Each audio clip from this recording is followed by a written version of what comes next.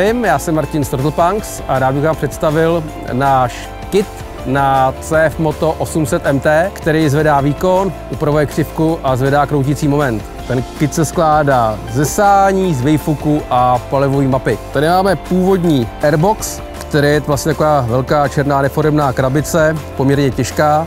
Motorka nasává vzduch tady těma dvěma otvorama a tady pod tím poklopem je vzduchový filtr, který vlastně tvoří papírová cartridge. Tady máme náš kit, který jsme vyvíjeli a tiskneme ho na 3D tiskárnách, aby byl lehčí. Další výhody, molitanový filtr, který je za prvý líp prostupný, má lepší údržbu, na cestách ho vyndáte, vyperete, neimpregnujete a jedete dál, nebo můžete mít náhradní v kapse zmačkaný figelitu a jenom ho vyměníte. Co se týká údržby, stačí vyšroubovat pojistný šroub, sundat filtr s košíkem, košík vyjmout, filtr vyčistit, vyprat a zašroubovat zpátky.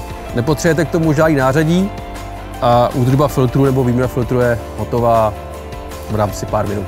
Zároveň jsme tady ten kit počítali a vyvíjeli tak, aby byl prostupnější, co se týká přívodu vzduchu do motorky a kompaktnější v té motorce.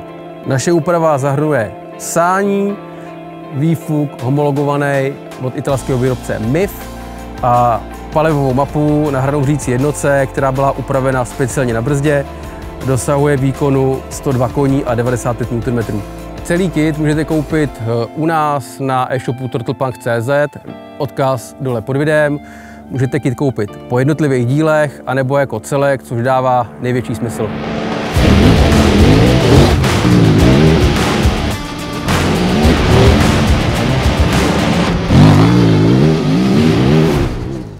A jestli si chcete tady to taky vyzkoušet, tak přijďte k nám.